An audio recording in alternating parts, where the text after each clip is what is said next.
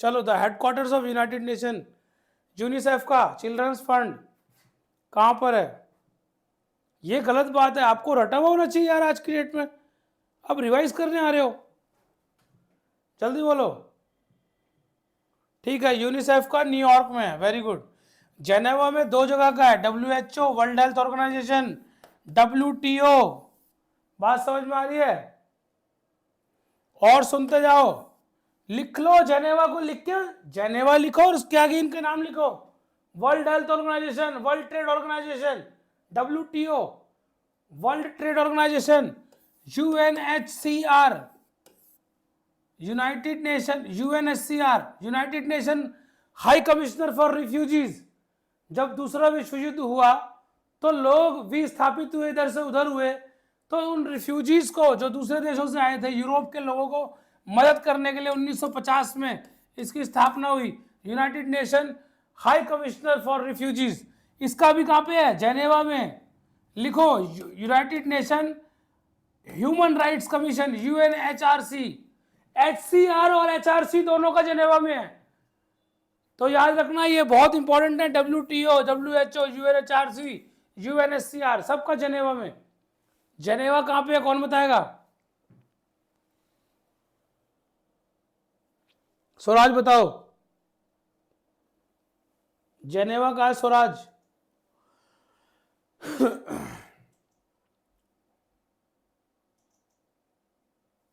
स्वराज बोलो बेटा, जेनेवा कहां पर है? समय कम है बेटा? अरे बेटा यूरोप मतलब छोटी मोटी बात ही नहीं कर रहे हो, सीधा कॉन्टिनेंट। मैं कंट्री पूछ रहा हूँ, जेनेवा कहां पर है? हाँ शानवी बोलो बेटा। स्विट्जरलैंड में। और स्विट्जरलैंड की कैपिटल? बर्न। स्विट्जरलैंड की कैपिटल बर्न। चलो, UNHCR और UNHRC, WHO, WTO जेनेवा में, स्विट्जरलैंड में। कोई दिक्कत किसी को? भूलना मत, वर्ल्ड बैंक, वर्ल्ड का बैंक सबसे बड़ा वॉशिंगटन DC में। पैसों का कोई भी बात आएगी वॉशिंगटन DC में। इंटरनेशनल मॉनिटरी फंड भी वॉशिंगटन DC में है, समझ में आ रहा है? International IMF, international monetary fund और वर्ल्ड बैंक दोनों वॉशिंगटन DC में है। चलो नेक्स्ट बताओ। यूनिसेफ न्यूयॉर्क में है, ठीक है ना? बोलो, वर्ल्ड हेल्थ ऑर्गेनाइजेशन आ गया। अभी भी दिक्कत होगी क्या? Geneva Switzerland. याद रखना हेडक्वार्टर्स WHO का, WTO का, UNHCR का, है ना? High commission, high United nation UN से high commissioner for refugees, UNHRC का, United nation human rights commission. इनका हेड ऑफिस सबका कहाँ पे है? जेनेवा में। और भी सबका है, लेकिन इंपॉर्टेंट ये वाले हैं, इनको याद रखना। चलो नेक्स्ट देख लेते हैं। Headquarters of UNESCO, united nation educational, scientific and cultural organisation कहां पर है? जल्दी बताओ। ठीक है, very good, Paris France. Paris जो कि फ्रांस की राजधानी है, ठीक है? Brussels, Berlin, Melbourne. चलिए, यूनेस्को की फुल फॉर्म क्या होगी, जल्दी बताओ, अभी मैंने बोला है। इसमें से कौन सा ऑप्शन?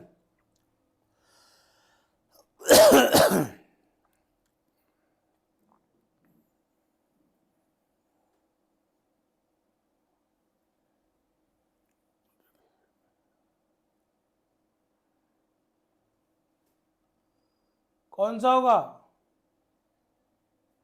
इक्वालिटी का क्या मतलब है? इक्वालिटी का क्या मतलब है? E for education, S for scientific और C फॉर कल्चरल। भाई एजुकेशन, साइंस और कल्चर जहां दिख जाए, साइंस, इसमें तो एजुकेशन है ही नहीं, तो education, education, science and culture, ये ठीक से नहीं लिखी हुई। United nations organisation for education, scientific and cultural organisation, ठीक है ना, एजुकेशन, साइंटिफिक एंड कल्चरल। 1 क्यों दिखा रहे हो, educational, scientific and cultural, very good. इसमें क्या है, एजुकेटिंग दिखा रहा है। United nations education, scientific and cultural organisation, good, पहला ऑप्शन, ठीक है ना, गलती मत करिएगा। चलिए बोलिए अगला। सार्क की full form, south Asian association for regional corporation. 1995 स्थापना कहाँ पे हुई थी, हेड ऑफिस कहाँ है इसका, गुड। ये 4 वाले सही हैं, ये 3 वाले लोगों को कुछ चिंता का विषय है। काठमांडू, नेपाल। सार्क का मेंबर पूछ लेते हैं, 8 कंट्रीज इसकी मेंबर है, ठीक है ना। SAARC, south Asian association for regional corporation, ठीक है ना, south Asian association for regional corporation, 8 members हैं। इसका हेड ऑफिस है काठमांडू, नेपाल में। सार्क बहुत इंपॉर्टेंट है, याद रखना, सार्क इंपॉर्टेंट है, याद रखना। आपके एग्जाम में पूछेगा सार्क का head office Kathmandu, Nepal. Name the Indian who was elected as the first woman president of the UN General Assembly। ऊंगा की बात कर रहा है ये, ऊंगा। हर साल 1 साल बाद, टेन्योर क्या होता है, 1 साल। ठीक है, वेरी गुड। विजय लक्ष्मी पंडित। सरोजनी नायडू को क्या Nightingale of India. Home rule league की स्थापना एनी बसंत ने की थी 1916, ठीक है, Annie Besant, home rule league. National defence academy, आप सबको जहां जाना है, एनडीए है, उसी की तो तैयारी चल रही है, ये सब एनडीए जाना है, आईएमए, एनडीए, यही जाना है सैनिक स्कूल के बाद। हाँ पृथ्वी बोल, तो पृथ्वी कुछ बोल रहा है नेशनल डिफेंस एकेडमी नहीं जाना। हाँ पृथ्वी भाई बोलो।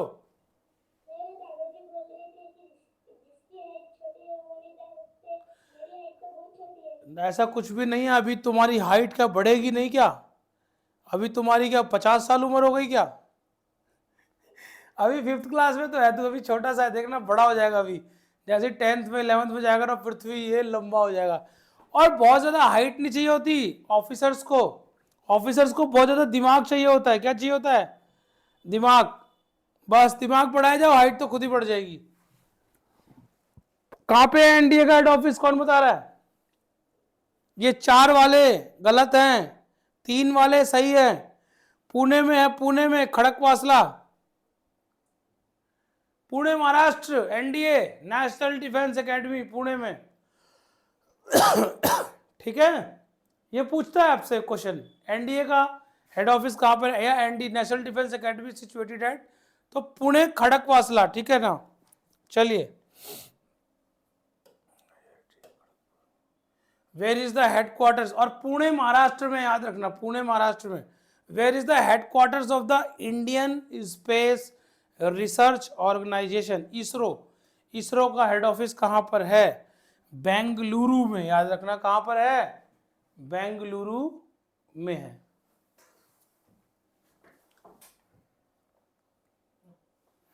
Who is the father of Indian space programme, भारतीय अंतरिक्ष प्रोग्राम के फादर कौन हैं, बोलिए। बिल्कुल, एक बच्चे ने बिल्कुल सही आंसर दिया, सबसे पहले आंसर दिया हर्ष राज ने, वेरी गुड, सबसे पहले हर्ष ने दिया था। रुद्राक्षी सही आंसर दे रही है, पर रुद्राक्षी तुक्का मार रही है। मेरे को पता लग जाता है कि तुक्का मारता है कौन बच्चा, तुक्का मार रहा है, ऐसे ऐसे ऐसे करते हैं ना, मैं उसकी शक्ल से पता कर लेता हूं। पृथ्वी, यू आर कॉन्फिडेंट, कॉन्फिडेंट है कि नहीं, सच बताइए, सच सच बताना पृथ्वी, मुझे कॉन्फिडेंट के बगैर आंसर नहीं चाहिए। Vikram Sarabhai is the father of Indian space programme, second वाले बिल्कुल सही हैं। विक्रम साराभाई को नाच रहा है, और CV Raman, Vikram Sarabhai Indian space programme के फादर है, याद रखना सारे बच्चे, भारतीय अंतरिक्ष प्रोग्राम के फादर विक्रम साराभाई। सीवी रमन को 1930 में नोबेल पुरस्कार मिला था। किसके लिए? किस लिए मिला था नोबेल? स्कैटरिंग ऑफ लाइट के लिए, है ना पृथ्वी? यस, पृथ्वी कह रहा है सर, यस, ओके, सही कह रहे हो। और 1913 में रविंद्रनाथ टैगोर को लिटरेचर का मिला था, और साइंस का इनको मिला था। मदर टेरेसा को पीस का मिला था, मदर टेरेसा को पीस का, शांति का। चलिए, ये क्या आ गया? इंडियन मॉनेटरी फंड, कौन बच्चा बता रहा है? International monetary fund is located at, हाँ अभी बताया मैंने, ये दोनों पैसे वाले कहाँ पे मिलेंगे? वॉशिंगटन डीसी में। और जेनेवा में यूएनएचआरसी, यूएनएससीआर, डब्ल्यूटीओ, डब्ल्यूएचओ, जेनेवा में। गलती मत करो। यूनिसेफ न्यूयॉर्क में, यूनेस्को पेरिस फ्रांस में। ये देखो, रिवाइज से फायदा हो रहा है कि नहीं हो रहा? तुमको समझ में आ रहा होगा कि तुम कितने ध्यान से पढ़ाई कर रहे हो, ठीक है ना यार? कम से कम बेसिक सारे ओके रहने चाहिए आपके। क्वेश्चन तो यही पूछेगा वो, और क्या आपसे कोई मतलब आसमान से क्वेश्चन पूछने लग जाएगा? नबार्ड स्टैंड्स फॉर, नबार्ड क्या है? कौन बताएगा? किसी को पता है नबार्ड क्या है? नबार्ड नहीं पता? बेटा 1919, हाँ चलो बताओ, सृजन सिंह बताओ, नबार्ड बताओ, नबार्ड क्या है ये बताओ।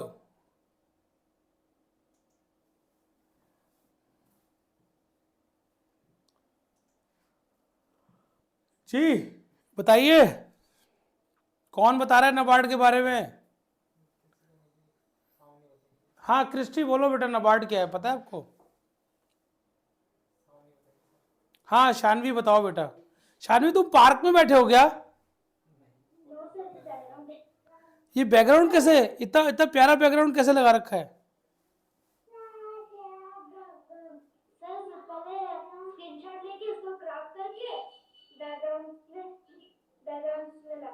ओह वेरी गुड, चलो।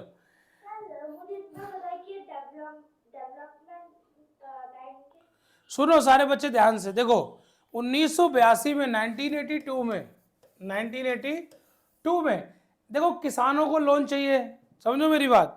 एग्रीकल्चर के लिए, एग्रीकल्चर के लिए गांव के लोगों को लोन चाहिए अपने कुछ निजी कामों के लिए। तो गांव के लोगों तक पहुंचना और एग्रीकल्चर के लिए लोन देना, इसके लिए एक अलग से बैंक बनाया गया था, जिसे क्या बोला गया? नबार्ड। तो नबार्ड बहुत इंपॉर्टेंट है, याद रखना, बहुत इंपॉर्टेंट है। 1982 में इसको बनाया गया इस्टेब्लिशमेंट, और इसका फुल फॉर्म होता है option C, national bank for agriculture and rural development, यानी ग्रामीण विकास के लिए, गांवों के और खेती के विकास के लिए इस बैंक को बनाया गया। तो national bank for agriculture and rural development. बात समझ में आ गई? गलती तो नहीं होगी? नेशनल बैंक फॉर किसके लिए? सर ने बताया था कि तो एग्रीकल्चर के लिए, और दूसरा रूरल यानी गांव के लिए। तो एग्रीकल्चर और रूरल डेवलपमेंट के लिए जो बैंक बना उसे नबार्ड कहते हैं। आपसे क्वेश्चन और पूछ लेता है कि नबार्ड का हेड ऑफिस कहां पर है? आपसे पूछते हैं नबार्ड का हेड ऑफिस कहां पर है? तो नबार्ड का हेड ऑफिस मुंबई में है, याद रखना, ठीक। नबार्ड का हेड ऑफिस मुंबई में, 1982।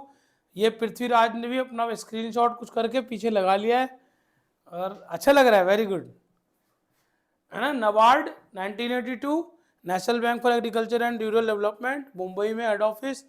चलिए कुछ इंपॉर्टेंट बैंक्स की बात कर लेते हैं अब। पहले देखो, आरबीआई पूछेगा आपसे, reserve bank of India head office. SBI पूछ सकता है, state bank of India. Bharat का सबसे बड़ा कमर्शियल बैंक एसबीआई है। सारे बच्चे ध्यान से सुन लो, भारत का सबसे बड़ा कमर्शियल बैंक, कमर्शियल, एसबीआई है। पूछ सकता है state bank of India. RBI और एसबीआई दोनों के हेड ऑफिस, और नबार्ड का भी कहाँ पे है? मुंबई में। कहाँ पे है? मुंबई में। दिल्ली में मत करके आ जाना, Mumbai. RBI reserve bank of India, Mumbai, ठीक है। SBI state bank of India, Mumbai में हेड ऑफिस। ये बात याद रहेगी सबको, थोड़ा टाइट होकर बैठो फुर्ती में। आरबीआई, एसबीआई, नबार्ड, ठीक। इसके बाद आई था, आरबीआई, एसबीआई और चलो सीएसआईआर बताओ क्या है। सीएसआईआर बहुत इंपॉर्टेंट है। सीएसआईआर दिल्ली में हेड ऑफिस है इसका, याद रखना, दिल्ली में, इसका दिल्ली में है। अनुसंधान भवन, रफी मार्ग 2 नंबर, दिल्ली में। Council for scientific and, yes, 4th option सही है। Council for scientific and industrial research, बिल्कुल ठीक है। इंडस्ट्रियल, साइंटिफिक और इंडस्ट्रियल रिसर्च पर काम करता है सीएसआईआर, जो कि दिल्ली में है, ठीक है। हेड ऑफिस दिल्ली में सीएसआईआर का। ये बात याद रखनी ही होगी आपको, नहीं तो आपको समस्या आ जाएगी। तो लगभग हमने इंटरनेशनल और नेशनल ऑर्गेनाइजेशन कर लिए। चलिए बच्चों, कुछ टेक्निकल फॉल्ट आ गया था, हम आपसे डिस्कनेक्ट हो गए थे। चलिए फिर इसका आंसर बताइए। और लुइस पास्चर और एडवर्ड जेनर को याद रखिएगा। Edward Jenner for small pox and Louis Pasteur for rabies. Typhoid बिल्कुल सही है, क्योंकि ये तो वायरस से होगा। डेंगू भी किससे होगा? वायरस से होगा, ठीक है। डेंगू वायरस से, चिकन पॉक्स वायरस से, मलेरिया प्रोटोजोआ डिजीज, बचा क्या? टाइफॉइड बैक्टीरिया से। और ये बैक्टीरिया गंदे पानी और गंदा खाना खाने से आता है, याद रखना। इंटेस्टाइन को अटैक करता है, इंटेस्टाइन को, टाइफॉइड, ठीक है। चलिए नेक्स्ट क्वेश्चन देख लेते हैं बच्चों। Which of the following is the oldest method of food preservation? सबसे पुराना मेथड है फूड प्रिजर्वेशन का सॉल्टिंग, क्योंकि सॉल्टिंग होने से डिहाइड्रेशन हो जाता है, पानी उसका निचुड़ जाता है। फिर क्या करती है मम्मी?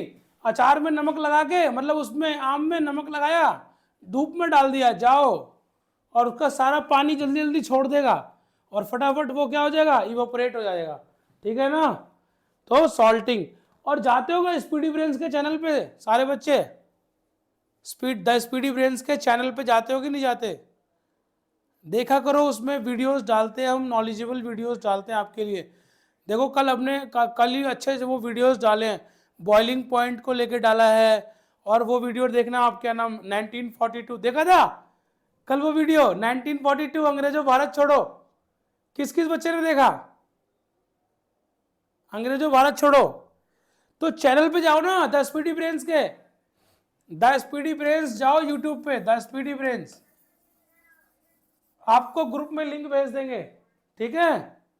ग्रुप में लिंक भेजेंगे और आप उस लिंक पे क्लिक करके चैनल पे जाना, शॉर्ट्स पे देखा करो। शॉर्ट्स में हम जो शॉर्ट्स में डालते हैं ना, वो नॉलेजेबल होता है, आपको कुछ ना कुछ सिखाएगा, ठीक है। कार्टून से और शॉर्ट्स से आपको सिखाएंगे कि 1942 में अंग्रेजों भारत छोड़ो हुआ, डू एंड डाई का, महात्मा गांधी में, ठीक है ना। ये देखा करो, फालतू की चीजें मत देखा करो। यूट्यूब पे बैठ के इधर उधर की चीजें, नेटफ्लिक्स, ये वो वेब सीरीज, मैं सब जानता हूं तुम लोग क्या कर रहे हो। कुछ बच्चे पढ़ रहे हैं, कुछ बच्चे यही सब कर रहे हैं। तो सॉल्टिंग सबसे क्या है? Oldest method. चलिए नेक्स्ट देख लेते हैं।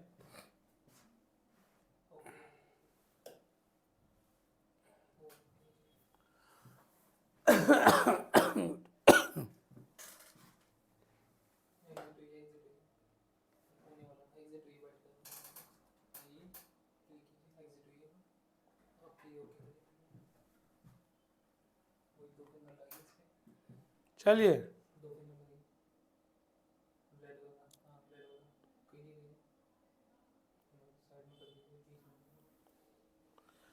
चलिए next question. Dash controls the growth of germs in food? किससे होगा? रेफ्रिजरेशन से, बॉइलिंग से, डिहाइड्रेशन से, सारे प्रोसेस से होगा। इन सब से समझ रहे हो? डिहाइड्रेशन इन सब से ही तो होगा ना बेटा। भाई पानी उड़ा दो, जर्म्स बहुत देर में आएंगे। धूप में डाल दो, सुखा दो कोई चीज तो खराब नहीं होगी। बॉइलिंग कर दो, कुछ चीजें को बॉईल कर दो तो खराब कम होगा, है ना। दूध को बचाते हैं ना हम बॉईल करके। भाई मिल्क को प्रिजर्व करते हैं ना। अरे फ्रिज तो आज आया तुम्हारे घर में, बहुत पहले तो मम्मी क्या करती थी, दूध आया, अरे थोड़ा दूध उबाल दो नहीं तो खराब हो जाएगा। तो दूध को दिन में 1-2 बार उबाल देते थे, तो दूध की लाइफ बढ़ जाती थी बॉइलिंग करने से। दूध लंबा चलता था। रेफ्रिजरेशन, तीनों मेथड से क्या करते हैं हम, जर्म्स को आने से रोकते हैं। भाई बात बताओ, दूध गर्म करने से फटता नहीं है ना जल्दी? अगर साफ बर्तन में दूध को गर्म करते रहो टाइम टू टाइम आप लोग, तो मम्मी क्या करती थी, दोपहर को गर्म कर दिया, फिर एक बार शाम को गर्म कर दिया, जब फ्रिज नहीं थे, जब रेफ्रिजरेटर नहीं थे, तो यही तो करते हैं लोग। तो बॉइलिंग करके मिल्क की क्या बढ़ा देते हैं हम, एज बढ़ा देते हैं। चलिए, बॉइलिंग पॉइंट ऑफ वाटर, इसके ऊपर बड़ी अच्छी वीडियो बनाई है हमने। पानी बात कर रहा है, पानी खुद बताता है कि मेरे साथ क्या क्या होता है। इसके बहुत अच्छी वीडियो बनाई है, देखना आप शॉर्ट्स में जाके हमारे चैनल पे देखना आप, मजा आएगा आप सबको। पृथ्वीराज देखा था तुमने, देखा था ना, पानी बता रहा है ना, पानी बता रहा है ना। हाँ, पृथ्वीराज ने देखा, सारे बच्चे देखना, आपको रटना नहीं पड़ेगा, रटना थोड़ी पड़ेगा। पानी बोलता है मेरे ऊपर हो रही अपनी गतिविधि के बारे में आपको बताता हूं, मेरा तापमान 100 डिग्री हो चुका है, मैं अपने बॉइलिंग पॉइंट को अचीव कर चुका हूं। जाके चैनल पे देखा करो सारे बच्चे, सारा नॉलेजेबल वीडियो मिलेगा आपको वहां पे। इधर इधर उधर की चीजें मत देखा करो। The dehydration process is done in the presence of, dehydration process is done in the presence of. यार धूप में डाल दो पानी सूख जाएगा, मॉइस्चर में डालोगे तो पानी सूखेगा क्या? सनरेज, धूप में डालना पड़ेगा, ठीक है। बारिश में डाल दोगे तो फिर तो पानी पानी हो जाएगा। Drying food items under sun to prevent germs growth is known as, क्या करते हैं जब हम सूरज की रोशनी में कोई चीज डालते हैं ताकि उसका पानी सूख जाए, तो क्या बोलेंगे उसे, डिहाइड्रेशन। गुड। और शुगर से अल्कोहल बनाना, फर्मेंटेशन। सॉल्टिंग सबसे ओल्डेस्ट प्रोसेस है प्रिजर्वेशन का। कोई दिक्कत, रिवाइज हो गया ना chapter. Dried cranberries and potato chips are example of which type of food, किस तरह के फूड है ये, सूखे हुए चिप्स, कौन से, डिहाइड्रेटिंग, डिहाइड्रेटिंग फूड, ठीक है बेटा। तो यहां पर समाप्त हुई आज हमारी 5 चैप्टर्स की सीरीज। आप सबने रिवाइज किया है ना, आपने, कुछ बच्चों ने रिवाइज नहीं किया, एंजॉय किया, वो मस्ती कर रहे हैं अपनी जिंदगी में, उन्होंने सोच लिया है कि हम ऐसे ही रहेंगे। और कुछ अच्छे बच्चे भी हैं जिन्होंने रिवाइज किया। तो रिवाइज का मतलब यही नहीं है कि सर ने जो क्वेश्चन करा दिया यही करने हैं, सर ने पहले भी जो क्वेश्चन कराया उसे भी रिवाइज करना है, और भी एक्स्ट्रा पढ़ना है हमें, हमें पढ़ते जाना है। क्यों? 8 तारीख जितने बजे आपका एग्जाम है उतने बजे तक आपको पढ़ते ही जाना है। क्योंकि कभी कभी क्या होता है, जो चीजें आप रास्ते में भी पढ़ते जाते हैं ना, बस में, ट्रेन में, क्या पता 1 नंबर का क्वेश्चन आपके एग्जाम में आ जाए। बात समझ रहे हैं? तो पढ़ते जाइए, तब तक तो पढ़ लो यार, 8 तारीख तक तो ढंग से पढ़ लो। शानवी बताओ बेटा।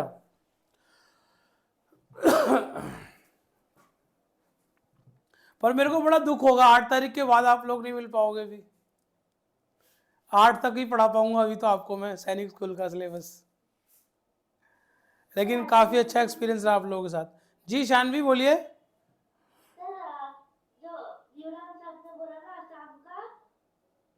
हाँ बेटा,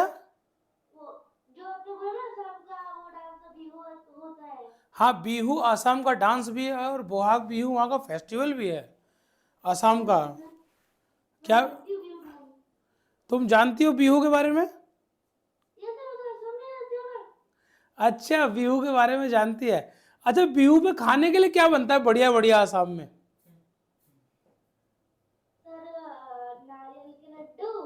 नारियल के लड्डू, ओ वाह।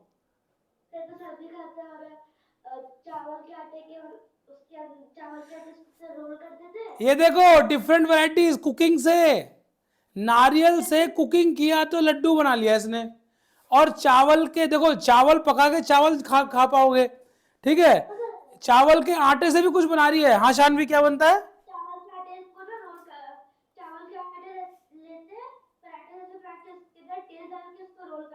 वो देखो रोल करके कुछ बना दिया आइटम।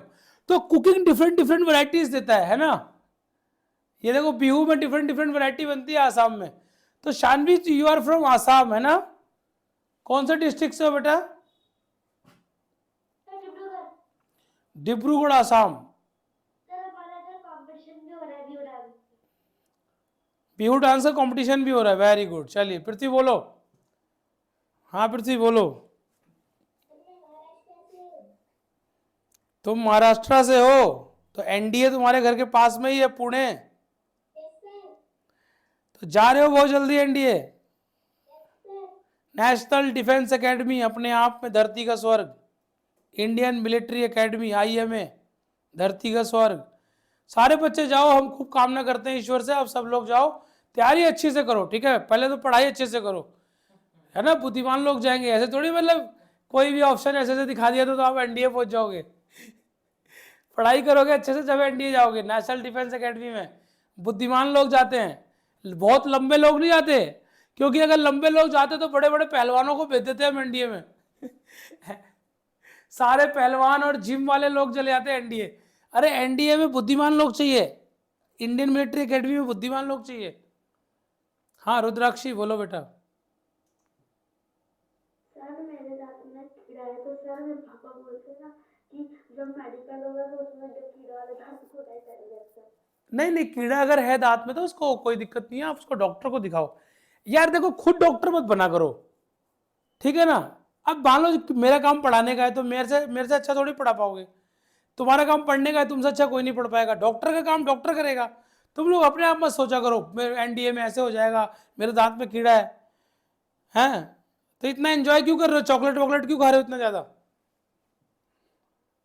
दांतों को साफ रखो, साफ सफाई रखो, और डॉक्टर को दिखाओ। सब चीज का उपचार डॉक्टर के पास है, ठीक है ना। मेडिकल में ऐसे फेल नहीं करते, उसके लिए टाइम देते हैं। 2 महीने का टाइम, 3 महीने का आपके पास टाइम है। मान लो कोई बहुत मोटा है, उसको ओवरवेट है, तो ये थोड़ी उसको फेल कर देंगे मेडिकल उसमें, इंटरव्यू में। मेडिकल में उसको टाइम देंगे, बोले 1 महीने का टाइम है, पतला हो गया, फिर वो खाना पीना सब छोड़ देगा, दौड़ लगाएगा, वेट कम करेगा, और वो कर देता है। फिर उसे करना ही होता है, क्योंकि उसे पता है कि उसकी जिंदगी भर की मेहनत खराब हो जाएगी, है ना। लेकिन अगर जैसे किसी को कोई ऐसा इंटरनल मेडिकल में प्रॉब्लम है, उसकी स्पाइन में प्रॉब्लम है, कोई बोन्स में प्रॉब्लम है, फिर नहीं लेते, क्योंकि फिर उसको ट्रेनिंग में दिक्कत आएगी। लेकिन अभी तुम लोग ये मत सोचो, तुम लोग खाली क्या बुद्धिमान बुद्धिमान बनना है, और बुद्धिमान के साथ साथ फिट रहना है मेडिकली। चलिए फिर मिलेंगे कल आपसे इंपॉर्टेंट टॉपिक्स के साथ, है ना। फिर रिवाइज करेंगे, तब तक के लिए जय हिंद, जय भारत। और आपकी क्लास होगी 5:45 पे, 5:45 पर रीजनिंग की क्लास होगी। तब तक के लिए सभी को जय हिंद, जय भारत।